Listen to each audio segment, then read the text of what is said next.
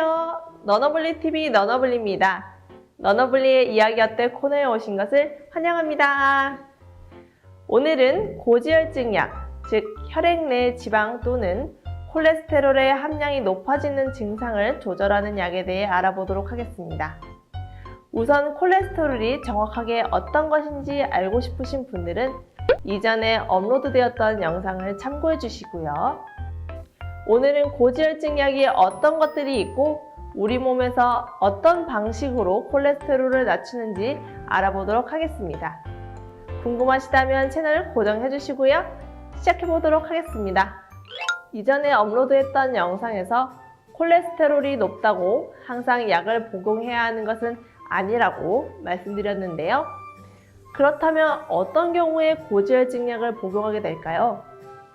첫 번째로 이전에 이미 심장 발작이나 뇌졸중을 겪었던 환자나 당뇨병이 있는 경우, 그리고 다리 쪽 동맥혈관에 지방이 쌓여 막혀 있고 걸을 때 통증이 느껴지는 말초 동맥 질환이 있는 경우, 복부의 가장 큰 혈관인 대동맥이 정상보다 50% 이상 늘어나 풍선처럼 부풀어 있는 복부 대동맥류가 있는 환자는 콜레스테롤 수치와 상관없이 고지혈증 약을 복용해야 합니다.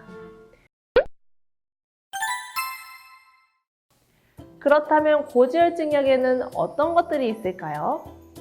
가장 많이 사용되는 약은 스타틴입니다. 세부 종류로는 리피토로 알려진 아토르바스타틴, 그리고 크레스토라는 상품명을 가진 로스바스타틴 등이 있습니다.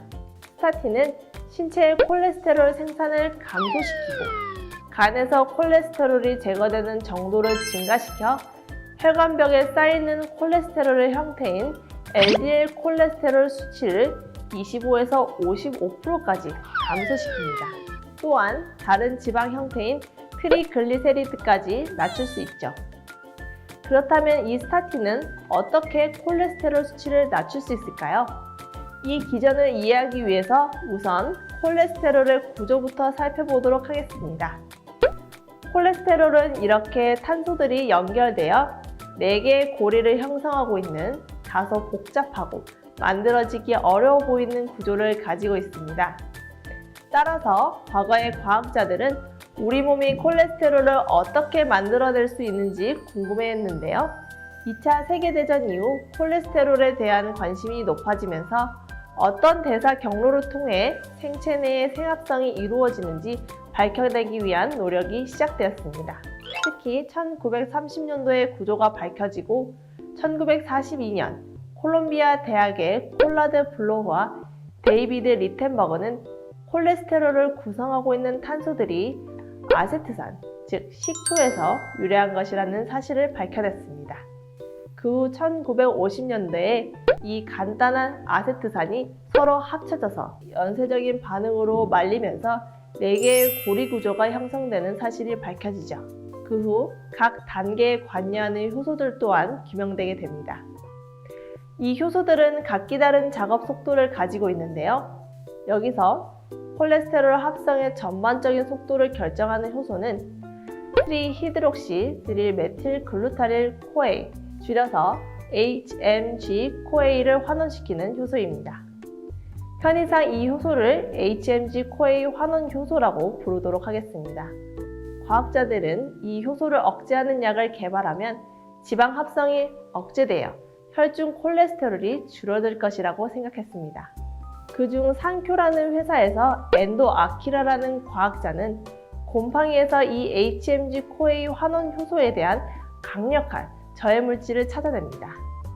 이렇게 약의 후보 물질이 합성되거나 발견되면 쥐, 개, 사람 등의 순서로 임상 실험을 진행하게 되는데요. 첫 번째로 시행한 쥐 실험에서 효과가 미미하다는 결과가 나왔습니다. 하지만 산쿄의 연구자들은 여기서 포기하지 않고 암탉에 재실험을 했습니다. 암탉에게 후보 물질을 투여했더니 효과적으로 콜레스테롤 농도가 낮아졌는데요.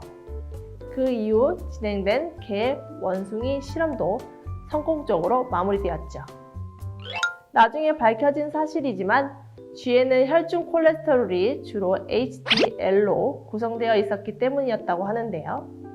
실제로 비첨이라는 제약회사가 이 물질을 먼저 발견하고 쥐 실험을 진행했지만 상표사와 같이 똑같이 효과가 없다는 데이터를 얻자 개발을 중단했다고 합니다.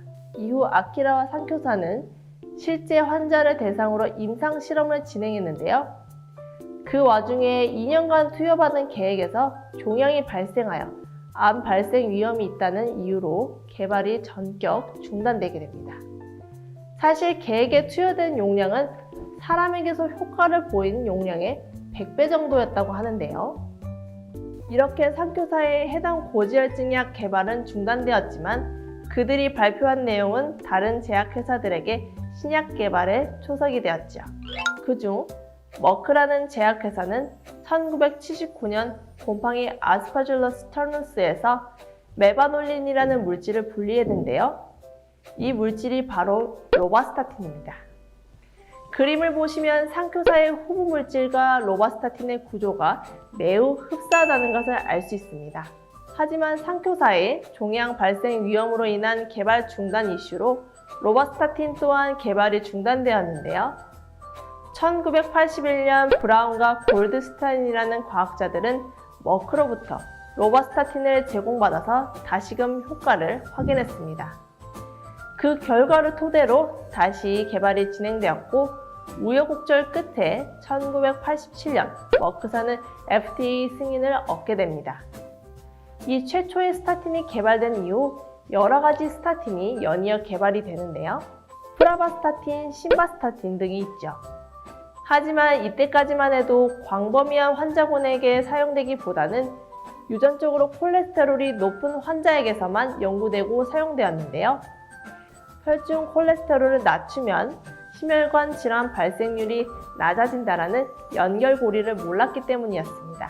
그러다 1987년 심바스타틴에 관한 연구와 1995년 프라바스타틴 연구에서 해당 약물을 복용해 콜레스테롤을 조절했더니 사망률이 낮아지고 심장마비를 감소시켜준다는 데이터를 얻게 되었는데요. 이 같은 연구 발표는 스타틴 약들이 대박을 터뜨리는 발판이 되었습니다. 이 중 가장 많이 팔린 약은 후발주자인 아톨바스타틴인데요. 화이자의 리피토라는 상품명으로 잘 알려져 있죠. 다른 스타틴 성분과 다르게 이 아톨바스타틴은 추출 유래물이 아닌 합성 화합물입니다. 기존 활성 부분은 그대로 두고 수용체와 추가적인 결합을 하도록 구조를 개량하였는데요. 이 결과 약의 효과가 더 오래 지속되어 콜레스테롤 저해 효과를 높입니다. 그 결과 후발주자임에도 불구하고 2000년도에는 스타틴 계열 약 중 1위를 차지했는데요. 그 후 2003년에는 미국 전체 의약품 중 1위를 차지하면서 1997년부터 2012년 특허 만료까지 역사상 가장 많은 매출을 올린 약이 되었습니다.